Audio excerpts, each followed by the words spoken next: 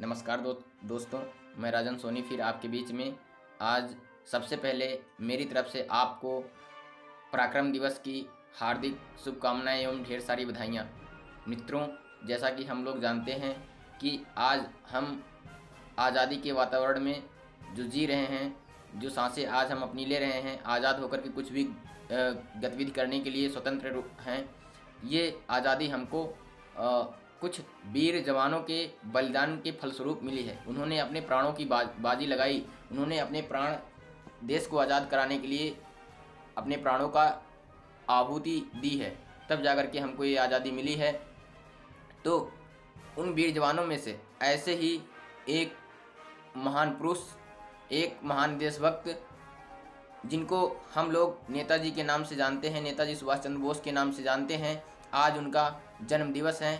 महान देशभक्त का नेताजी सुभाष चंद्र बोस का जन्म 23 जनवरी 1897 ईस्वी को उड़ीसा के कटक शहर में हुआ था। इनके पिताजी का नाम जानकीनाथ बोस था और माताजी का नाम प्रभावती देवी था। इन्होंने अपनी प्रारंभिक शिक्षा कटक में ही की और बीए डिग्री इन्होंने कलकत्ता यूनिवर्सिटी से 1918 में प्राप्त किया। तो आइए उनके बारे में, उनकी गाथाओं के बारे में कुछ थोड़ा सा हमने एक छोटी सी कविता उनके ऊपर रचना की है। उनके ऊपर एक छोटी सी कविता लिखा हुआ है, तो उसको आपके सामने प्रस्तुत करने जा रहा हूँ। उसमें जो भी त्रुटियाँ होंगी, जो भी गलतियाँ होंगी, उसको आप अपना छोटा भाई समझ करके माफ़ कीजिएगा और कमेंट बॉक्स में उसको बताने की कृपा अवश्य कीजिएगा। तो आइए चलते हैं कविता की तरफ।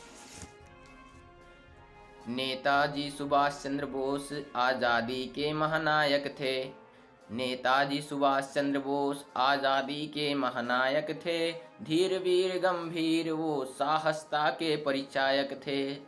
14 संतानों में से अपने माता पिता के 9वीं संतान थे। 14 संतानों में से अपने माता पिता के 9वीं संतान थे।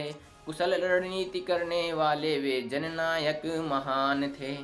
अंग्रेजों के दमन चक्र में पिता ने शामिल होने से जब इनकार किया, अंग्रेजों के दमन चक्र में पिता ने जब शामिल होने से इनकार किया, नेताजी ने उसी समय अपने मन में ये ठान लिया, अंग्रेजों को अब भारत से दूर भगाना है। अपनी भारत माँ को इनके चंगुल से आज़ाद कराना है।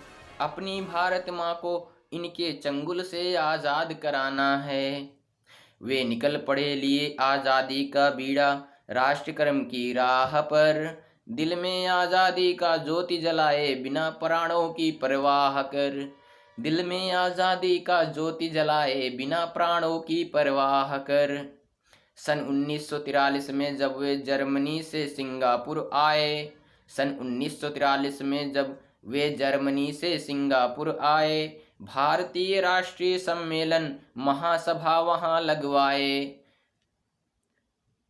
कुशल वक्तव्य के द्वारा जनता का दिल उन्होंने जीत लिया। इनकलाब की बोली के साथ वीरों ने भारत माँ को आज़ाद कराने का संकल्प लिया।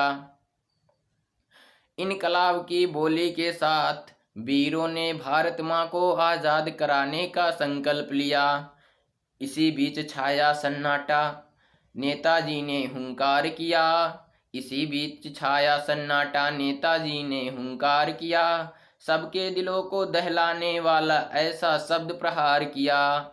सबके दिलों को दहलाने वाला ऐसा शब्द प्रहार किया। कुछ नहीं होगा ऐसे शब्दों के ढेर लगाने से। आज़ादी मांगती है बलिदान, क्या कर पाओगे तुम यह त्याग महान। आज़ादी मांगती है बलिदान, क्या कर पाओगे तुम यह त्याग महान। देखे आज है ऐसे कितने लोग जो आगे आते हैं, जो देशभक्ति के खातिर इस बलिदान पत्र पर हस्ताक्षर कर जाते हैं। ऐसे हैं कितने लोग जो अपने को हिंदुस्तानी कहते हैं। आज हिंदुस्तान की आज़ादी के लिए वे अपनी कुर्बानी करते हैं। सुनकर ऐसे बचनों को वहाँ पर इंकलाब का नारा गूंज उठा। सुनकर ऐसे बचनों को वहाँ पर इंकलाब का नारा गूंज उठा। एक बार फिर से वीरों के अंदर आजादी का मंत्र फूंक उठा। एक बार फिर से वीरों के अंदर आजादी का मंत्र फूंक उठा। वीरों ने तब आगे बढ़कर अपने लहू गिराए उस बलिदान पत्र पर। वीरों ने आगे बढ़कर अपने लहू गिराए उस बलिदान पत्र पर। भारत माँ को आजाद कराया प्राणों की आहुति देकर। भारत माँ को आजाद कराया प्राणों की आहुति देकर। जय हिंद, जय भारत मित्रों।